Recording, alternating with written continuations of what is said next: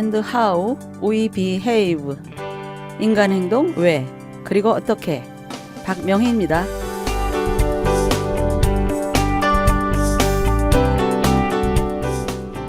오늘도 평안으로 가는 12걸음 중 두 번째 걸음인 신뢰하기를 영경씨의 예를 보며 계속 살펴보겠습니다. 우리는 참 하나님과 접촉하지 못한 채 우리가 세운 상을 의존하는 경우가 많습니다. 심지어 하나님이라는 상이 잘못되어 있는 경우도 많습니다. 이는 참 묘한 일이죠. 겉으로는 잘 드러나지 않는데 깊은 탐색을 거쳐 내 차례 숲을 지나야 조금이라도 가늠해 볼 수 있는 것이죠. 영경 씨의 마음에 자리 잡고 있었던 신상은 어떤 것이었을까요? 영경 씨는 하나님을 내 기도를 무시하고 침묵하는 본으로 느끼고 있었다고 했습니다. 그리고 자신의 상태에서 벗어나려고 하면 아주 결정적인 순간에 딱 붙잡으시는 분으로 토로하였습니다. 이 이야기를 하고서 가장 놀란 것은 영경 씨 자신이었습니다.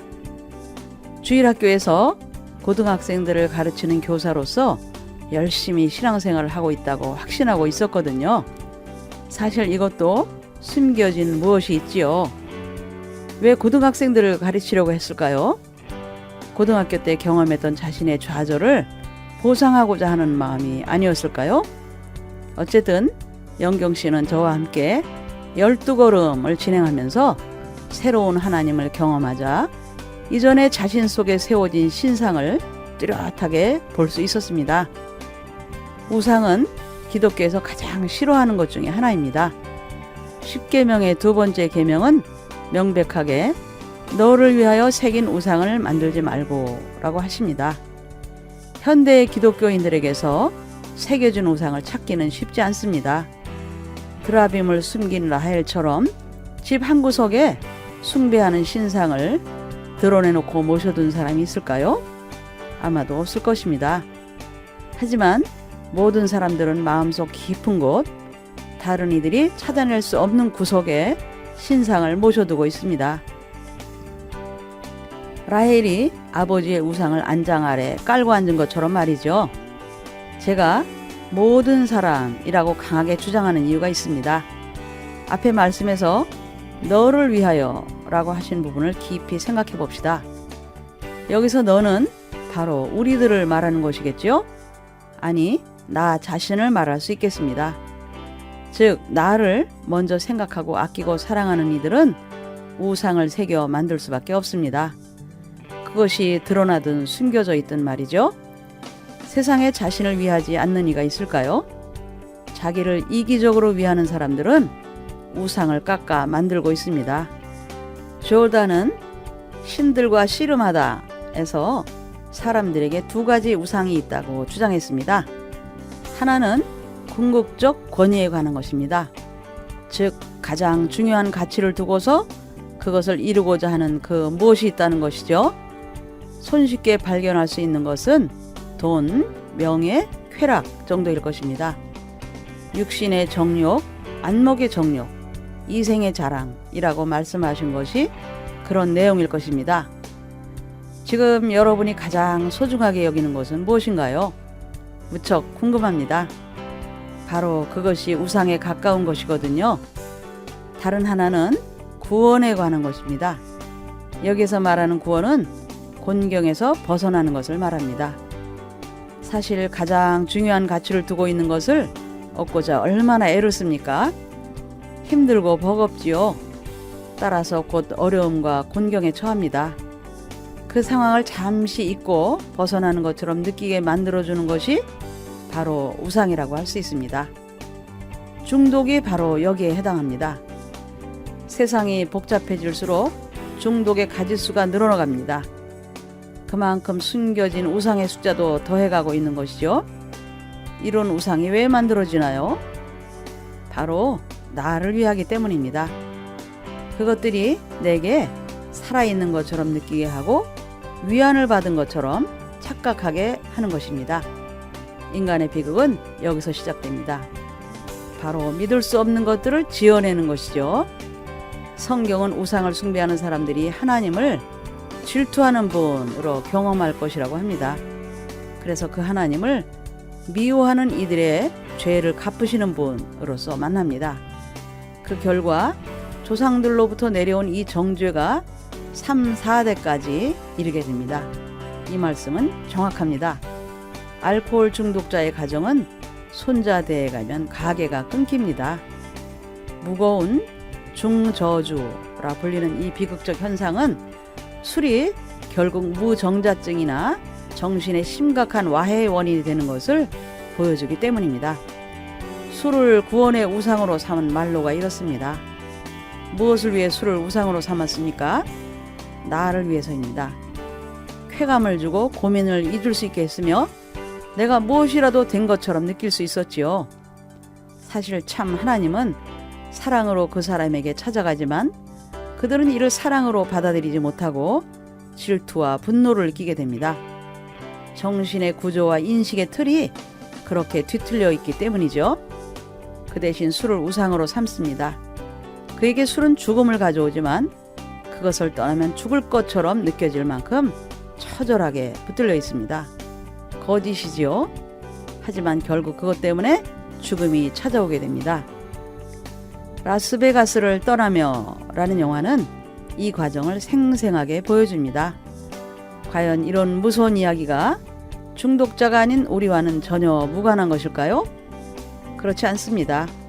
저는 앞에서 믿음을 밑을 디딘 마음이라고 정의했습니다. 우리가 하나님이라고 그려둔 상을 의존하게 될 때 그 상은 무너지게 되어 있습니다. 그 상은 나를 위해 마음속에 내가 만들어준 것입니다. 이는 실체가 아니기 때문에 무너지게 마련이죠. 그래서 빠져들어갑니다.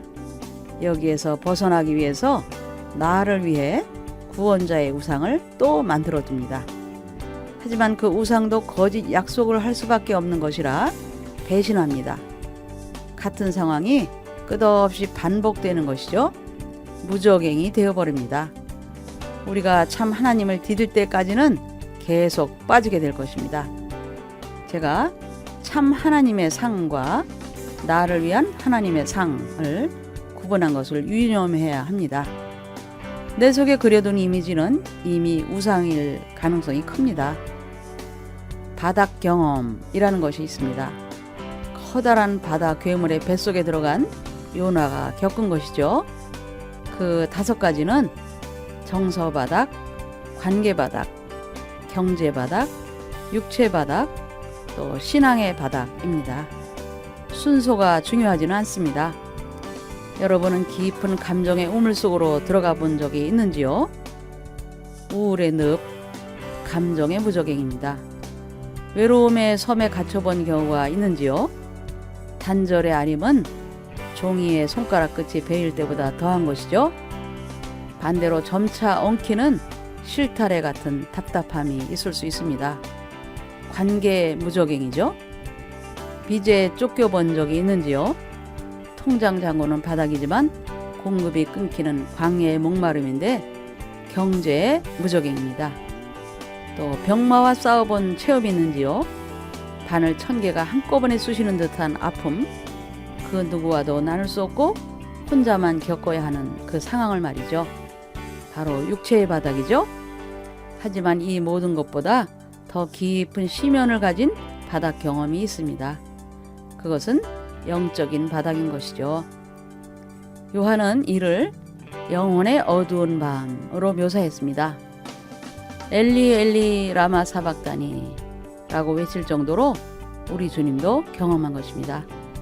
바로 하나님과 단절되는 가장 짙은 어둠의 순간이죠. 그러나 역설적이게도 바로 여기서부터 변화가 시작됩니다. 그것은 하나님께서 당신의 영으로 우리를 받드시는 과정이죠. 화이트 아웃의 상태가 있습니다. 너무 눈이 부셔 아무것도 안 보이는 것이죠. 시력을 잃는 것인데 영적 바닥은 광명 속의 어둠입니다. 사실 바닥 경험은 역설적으로 은총입니다.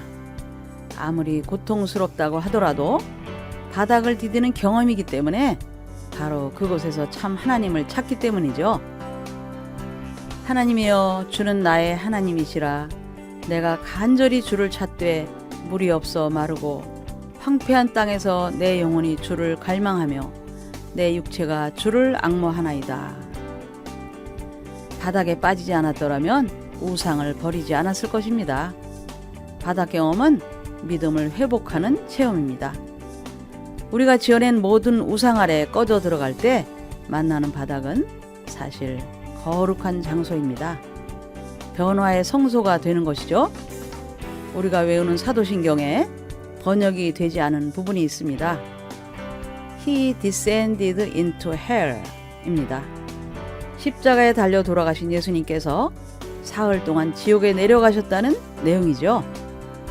나를 위해 지어둔 우상을 의지하다가 무정행의 혼돈과 심년에 빠져들어가는 모든 이들에게 바닥이 되어주시고자 그곳까지 내려가신 것이죠. 우리의 마음에는 우상도 있고 무적행도 있습니다. 하지만 하나님의 놀라운 은총 또한 그곳에 있습니다. 내가 하늘에 올라갈지라도 거기 계시며 수월에 내 자리를 펼지라도 거기 계시나이다. 이 말씀이 의미하는 바가 바로 이것입니다. 이제는 바닥에서 만난 그분의 인도하심을 따라 올라오는 일만 남은 것이죠. 네, 오늘은 숨겨진 우상이라는 제목으로 두 번째 걸음인 신뢰하기를 살펴봤는데요. 다음 시간에도 계속 두 번째 걸음을 따라가 보죠. 여러분, 다음 시간까지 안녕히 계세요.